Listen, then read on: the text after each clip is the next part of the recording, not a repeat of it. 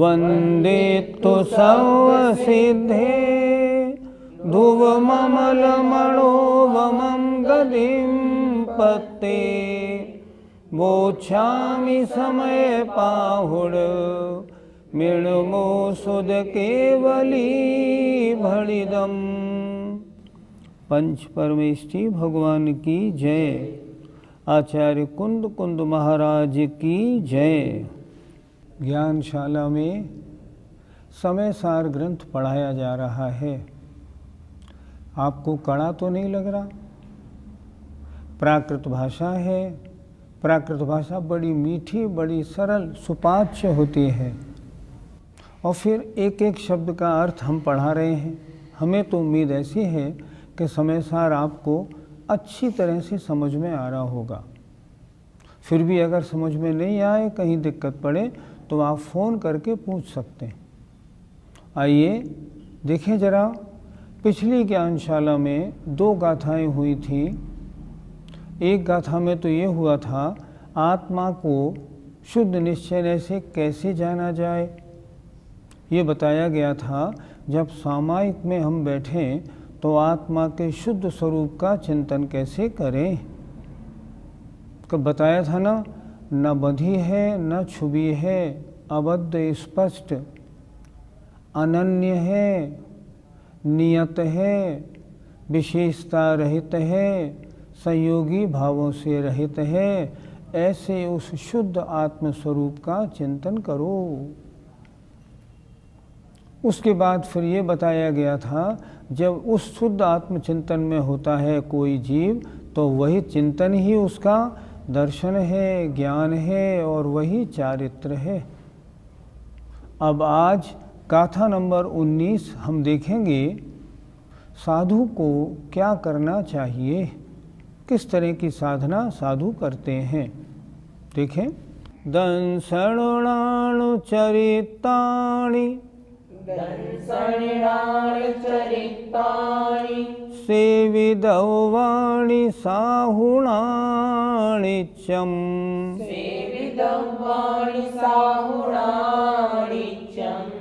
तानि पुण्यजानतिन्निवि अपाणं चेवणीच्छयदो।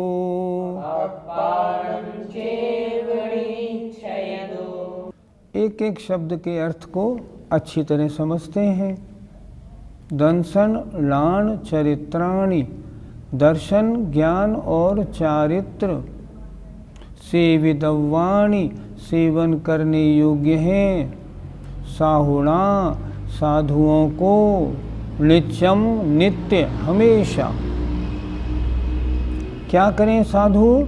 हमेशा सम्यक दर्शन, सम्यक ज्ञान, सम्यक चारित्र का सेवन करें। तानि पुण्य, तथा इन, जान माने इनको जानो, तिन्निव, तीनों को ही। निश्चय दो, निश्चय न से, अपाणम चेव, शुद्धात्मा ही। तात्पर्य क्या हुआ? तात्पर्य ये हुआ, साधु को हमेशा दर्शन, ज्ञान और चारित्र सेवन करने योग्य है। और निश्चय से इन तीनों को शुद्धात्मा ही जानो। शुद्धात्मा क्यों जानो? पहले तो व्यवहार सम्यक दर्शन, ज्ञान, चारित्र सेवन करने योग्य हैं, पहली पंक्ति से बताया। और उसके बाद जब वे मुनि महाराज व्यवहार सम्यक्त से निश्चय सम्यक्त या व्यवहार रत्नत्रय से निश्चय रत्नत्रय में आते हैं, तब तीनों की एकता शुद्ध आत्मा में हो जाती है। निश्चय ने से क्या होता है? आत्मा आत्मा को जानती है, आत्मा आत्मा का श्रद्धान करती है, आत्मा आत्मा में लीन होती है, तब निश्चय सम्यक दर्शन ज्ञान चारित्र बनते हैं। उस समय क्या होता है? बस एक शुद्ध आत्मा ही अनुभव में आता है। तब न दर्शन है, न ज्ञान है, न चारित्र है। क्या है? शुद्ध आत्मा ज्ञायक भाव मात्र, ज्ञाता दृष्टा मात्र अनुभव में है। तो इन तीनों का क्या हुआ? इन तीनों की एकाग्रता रूप निश्चय रत्नत्रय वहाँ प्रकट हो जाता है।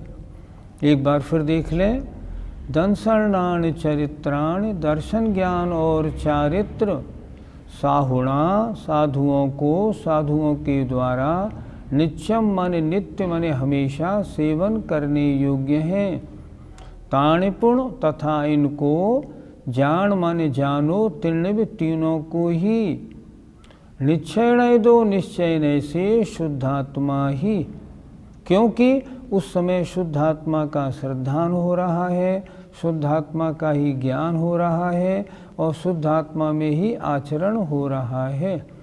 इसलिए निश्चय से निश्चय सम्यक दर्शन, आत्मा के द्वारा आत्मा का श्रद्धान, निश्चय सम्यक ज्ञान, आत्मा के द्वारा आत्मा को जानना, निश्चय सम्यक चारित्र, आत्मा के द्वारा आत्मा में रमण होना।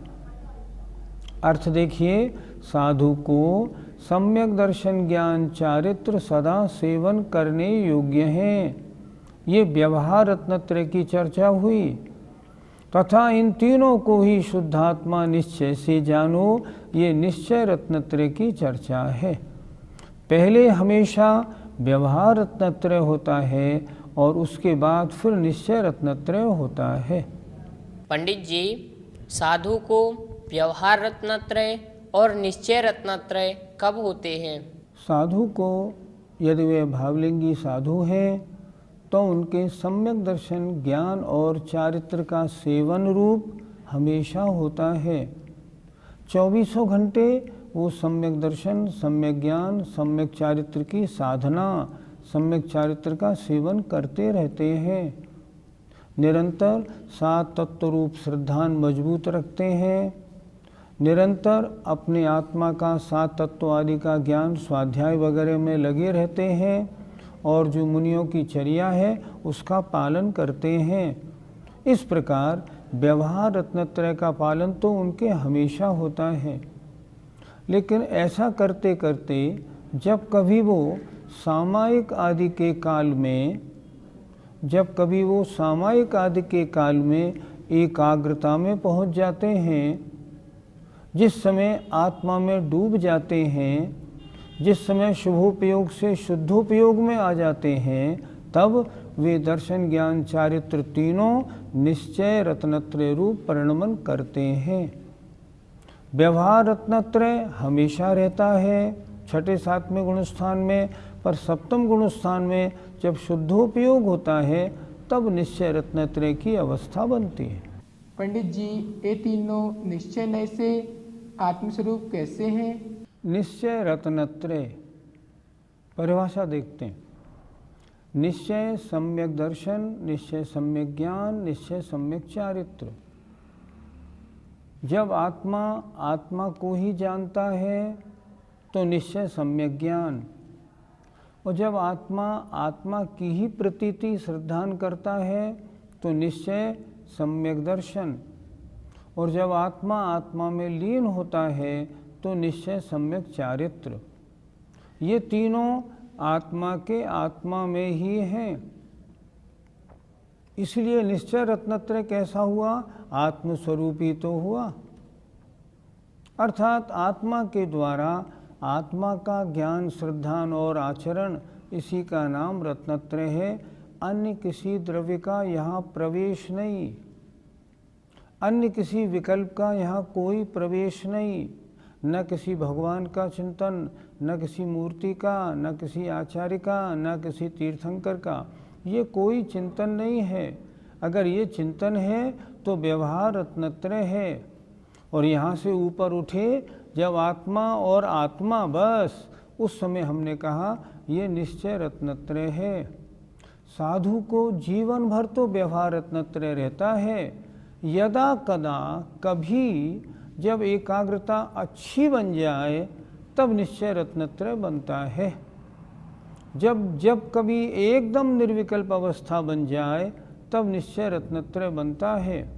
और निश्चय रत्नत्रय बनेगा कैसे? जीवन भर व्यवहार रत्नत्रय का पालन करेंगे तब कभी निश्चय रत्नत्रय थोड़ा बहुत बनेगा। जीवन भर तो व्यवहार रत्नत्रय ही रहता है। आज से एक काम और प्रारंभ हम कर रहे हैं।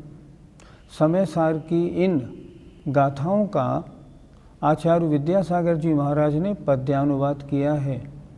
तो एक गाथा जब पढ़ाएंगे तो उसके अंत में उनका पद्यानुवाद बोलेंगे। जो किताबें हमने अपने यहाँ से भिजवाई हैं, या अगर आपके पास आचार्य ज्ञान सागर जी महाराज का समय सार है तो उसमें नीचे पद्यानुवाद दिया हुआ है।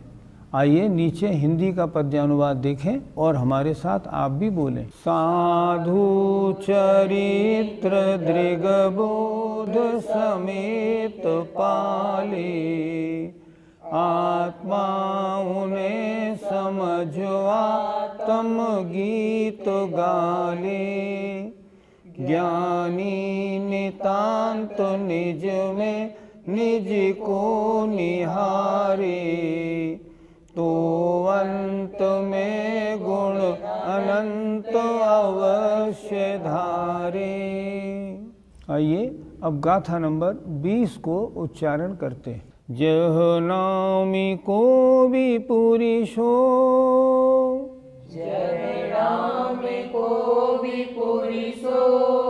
रायाणम जानी दूण सदहदी,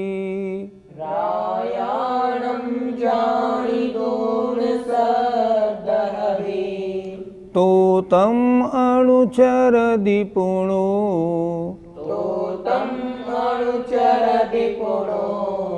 अथथियोपयतेन,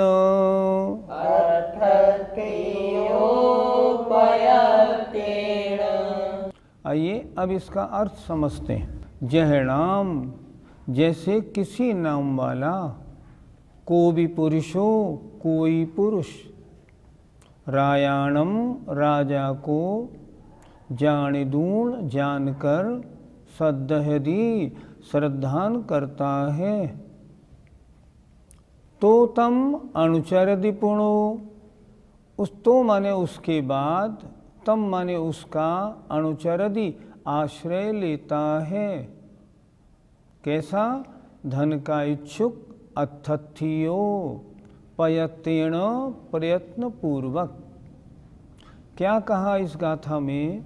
कोई धन का इच्छुक हो तो क्या करेगा? वो पहले राजा को जानेगा, फिर श्रद्धान करेगा, उसके बाद उसका आश्रय लेगा, उसकी सेवा करेगा।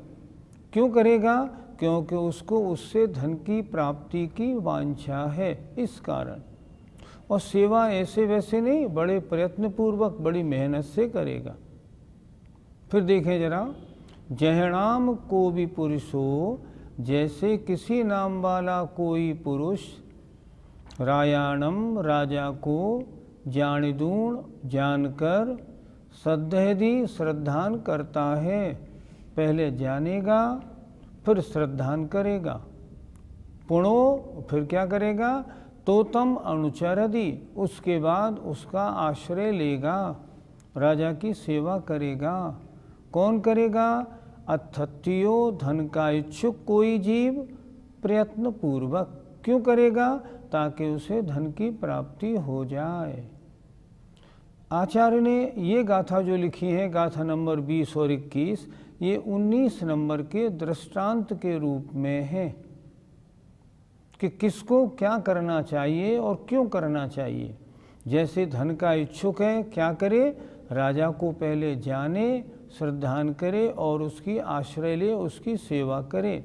क्या होगा? राजा के द्वारा धन की प्राप्ति हो जाएगी। आइए इसका अर्थ देखते हैं।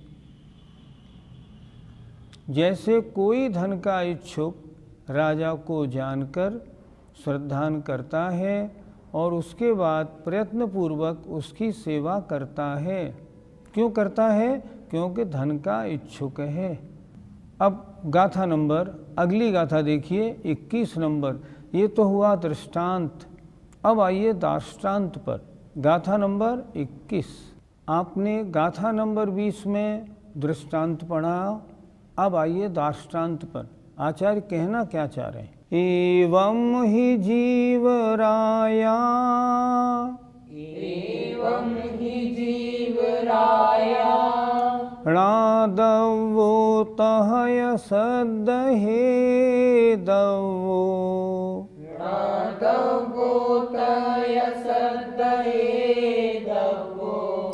अणुचरिदवो यपुणो सोचे वधुमुख कामेण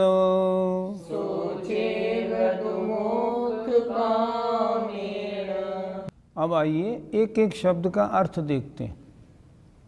एवं ही इसी प्रकार जीवराया जीव रूपी राजा का णादब्बो ज्ञान करना चाहिए, तय सदहे दब्बो तथा श्रद्धान करना चाहिए। अनुचरिदब्बो या पुणो, पुणो माने फिर, और अनुचरिदब्बो अनुचरण करना चाहिए। किसको? उसी का। किसका? आत्मा का। किसको? मोक्ष कामेण, मोक्ष के इच्छुक पुरुष को। ये दृष्टांत है। क्या इसमें क्या बताया इन्होंने? जो मोक्ष का इच्छुक पुरुष है वो क्या करे? जीव नाम के राजा को या आत्मा को, आत्मा के शुद्ध स्वरूप को अच्छी तरह जाने, उसका श्रद्धान करे और फिर उसका अनुचरण करे, उसका एकदम उसमें लीन हो जाए, आचरण करे। उससे क्या होगा? उसको मोक्ष मिलेगा। दृष्टांत में क्या बताया था? पहले राजा को जानो, श्रद्धान करो, फिर उसका आश्रय लो। कौन लेगा राजा का आश्रय? जो धन प्राप्ति का इच्छुक होगा। और जो मोक्ष का इच्छुक है वो क्या करेगा? वो ये करेगा कि जीव रूपी राजा का अर्थात शुद्ध आत्मा का पहले ज्ञान करेगा, फिर श्रद्धान करेगा और फिर उसमें अनुचरण अर्थात उसमें लीन हो जाएगा। किस लिए? मोक्ष कामेण, मोक्ष की इच्छा से। इसलिए पहले क्या करना है? व्यवहार रत्नत्रय का पालन करो। पालन करने के बाद निर्विकल्प रूप सारे विकल्पों को छोड़ करके अपनी आत्मा को आत्मा में बिल्कुल लीन कर दो। इससे क्या होगा? मोक्ष कामेण, आपकी जो मोक्ष की इच्छा है पूरी हो जाएगी। इसलिए जिनको मोक्ष प्राप्ति का भाव हो वे सांसारिक अन्य कार्यों से हटकर अपने चित्त को आत्मा के श्रद्धान ज्ञान आचरण में लगाएं और उसमें ऐसे लीन हो जाएं कि शुद्धोपयोगी बनकर मोक्ष उनको आगे मिल जाए। ये इन दोनों गाथाओं का तात्पर्य है। गाथा नंबर 20 में ये कहा था कि धन का इच्छुक पहले राजा को जानेगा, फिर श्रद्धान करेगा, फिर उसका आचरण अनुचरण आश्रय लेता है, धन मिल जाता है।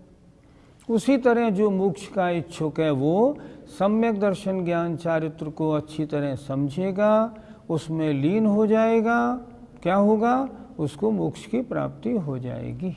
अर्थ देखिए इसका। इसी प्रकार मोक्षार्थी पुरुष को, मोक्षार्थी जिसको मोक्ष चाहिए, उसे जीव रूपी राजा का ज्ञान करना चाहिए तथा उसी का श्रद्धान करना चाहिए, फिर उसी का आश्रय करना चाहिए। इससे क्या होगा? जब आत्मा आत्मा को जानकर श्रद्धान कर आत्मा में लीन हो जाएगा तब शुद्धोपयोग निर्विकल्प समाधि में लीन होगा और उसको उसी आश्रय से मोक्ष की प्राप्ति होगी। पंडित जी, दोनों गाथाओं में पहले ज्ञान को लिया फिर दर्शन को लिया, ऐसा क्यों? सोचो, खुद सोचो। पहले जानोगे तभी तो विश्वास करोगे। जब जानोगे नहीं तो विश्वास कैसे करोगे? जहाँ सम्यक दर्शन की भूमिका होती है वहाँ भी पहले ज्ञान होता है। ज्ञान होने के बाद जब सम्यक दर्शन हो जाता है तब वो ज्ञान सम्यक ज्ञान नाम बाद में पाता है। इसलिए सम्यक दर्शन पहले हुआ और सम्यक ज्ञान बाद में। सही पूछो, ज्ञान पहले हुआ, ज्ञान होने के बाद जब प्रतीति की उसके बाद फिर सम्यक ज्ञान हुआ। यहाँ क्या कह रहे हैं, सम्यक दृष्टि तो पहले है ही वो, अब वो क्या कर रहे हैं, आत्मा को जानेंगे तब तो उस पर विश्वास करेंगे, विश्वास करके उसके बाद तो उसका अनुचरण या उसमें लीन होंगे। इसलिए पहले इन्होंने जानना लिया, फिर श्रद्धान करना लिया, फिर अनुचरण या आश्रय करना लिया। सोचो, जब तक राजा को जानोगे नहीं, श्रद्धान कैसे करोगे? आपने देखा वो राजा है, अच्छा इसके ऊपर सिंहासन पर बैठा है, यही राजा होना चाहिए, तभी तो राजा की प्रतीति होगी, और उसके बाद फिर उसका आश्रय लेंगे, तब तो धन की प्राप्ति होगी। इसी तरह पहले जाना जाएगा, फिर उस पर प्रतीति होगी, और फिर उसमें लीनपना होगा, तब मोक्ष की प्राप्ति के लिए अभेद रत्नत्रय बनता है। पंडित जी, व्यवहार रत्नत्रय उपचार है या वास्तविक है? कुछ लोग व्यवहार को उपचार मानते हैं। उपचार का मतलब होता है हो तो नहीं पर कह दिया जाए, पर ऐसा नहीं। व्यवहार रत्नत्रय भी रत्नत्रय है। अगर ऐसा नहीं मानेंगे तो मैं पूछता हूँ, छठे गुणस्थान में और सातवें गुणस्थान में जहाँ शुभोपयोग है वहाँ रत्नत्रय माना जाएगा या नहीं? वहाँ निश्चय रत्नत्रय तो है नहीं, क्योंकि शुभोपयोग है। निश्चय रत्नत्रय तो शुद्धोपयोग में होता है, और छठे गुणस्थान में शुद्धोपयोग होता नहीं। सप्तम गुणस्थान में निर्विकल्प अवस्था में शुद्धोपयोग होता है। तो छठे और सातवें गुणस्थान में जब मुनि महाराज हैं तो क्या उनके रत्नत्रय है नहीं? रत्नत्रय उपचार से हो गया। कैसे हो गया उपचार से? क्या उनके अनंतानुबंधी प्रत्याख्यानावरण प्रत्याख्यानावरण का अनुदय नहीं है? अगर अनुदय है तो करणान योग की दृष्टि से भी उनके सम्यक चारित्र है, उनके व्यवहार रत्नत्रय है, और वह रत्नत्रय वास्तविक है, उपचार नहीं। व्यवहार सम्यक दर्शन वास्तविक सम्यक दर्शन है, लेकिन प्राथमिक है, फाइनल नहीं, लेकिन है वास्तविक। वास्तविक क्यों है? क्योंकि व्यवहार रत्नत्रय भी 7 प्रकृतियों के उपशम 6 उपशम से होता है। आज श्रेणिक महाराज नरक में हैं और उनके छायिक सम्यक दर्शन सम्यक ज्ञान है। छायिक सम्यक दर्शन है और ज्ञान उनका छायोपशमिक है। प्रश्न, उनका छायिक सम्यक दर्शन निश्चय है या व्यवहार? व्यवहार है। व्यवहार क्यों है? क्योंकि निश्चय सम्यक दर्शन निश्चय सम्यक चारित्र का अविनाभावी है। आचार्यों ने बहुत अच्छी तरह लिखा है। सम्यक दर्शन में निश्चयपना कब आता है? जब वे मुनि महाराज निश्चय सम्यक चारित्र में होते हैं। निश्चय सम्यक दर्शन ज्ञान चारित्र तीनों एक साथ होते हैं, और व्यवहार सम्यक दर्शन ज्ञान हो और व्यवहार सम्यक चारित्र हो या ना हो। इसलिए जो मुनि महाराज छठे सातवें गुणस्थान वाले हैं, उनके जो व्यवहार रत्नत्रय है वह भी वास्तविक है।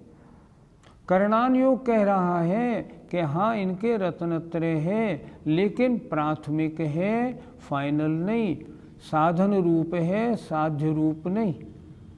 इस तरह इसको समझना चाहिए। व्यवहार का मतलब उपचार कभी नहीं मानना चाहिए। ज्यों निर्धनी धनिक की कर खोज पाता, आस्था धनार्थ उसमें फिर है जमाता। ले मात्र एक धुन वो धन की सदैवा, पश्चात सहर्ष उसकी करता सुसेवा। भाई इसी तरह आत्म गवेषणा हो, श्रद्धा समेत उसको फिर देखना हो। चारित्र भी तदनुसार सुधारना हो, ज्ञातव्य मात्र मन में शिव कामना हो। हमें उम्मीद है आपको आचार्य विद्यासागर जी महाराज का पद्यानुवाद बिल्कुल गाथा के अनुकूल बहुत सुंदर लगा होगा। आइए, जय जिनेंद्र। इस कार्यक्रम के पुण्यार्जक परिवार है Shri Parasnath Re Rolling Mills Limited, Durgapur 1, Bardhaman, Paschim Bengal. Amita Jain, wife of Anil Kumar Jain. Sangeeta Jain, wife of Vipin Kumar Jain.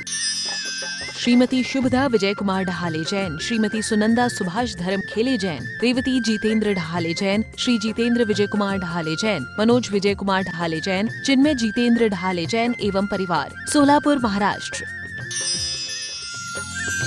मानक चंद, कमला देवी, राकेश, नीतू, ऋषभ एवं आयुषी मुशरफ, B123, सेठी कॉलोनी, जयपुर, राजस्थान। प्रेरणा जैन, रानी जैन, JP जैन, अहोरा नगर, अडाजन, सूरत, गुजरात। श्रीमती सुगंधा कमाते, वाइफ ऑफ बाबरू वाहन कमाते, पुणे। विकास एवं विद्या कमाते, USA। श्री 1008 पार्श्वनाथ दिगंबर जैन मंदिर, 344/4, गोविंदपुरी महिला मंडल, गोविंदपुरी, कालका जी, नई दिल्ली 19। हितेश हसमुखलाल शाह, माता रमीलाबेन परेख, वडोदरा, गुजरात।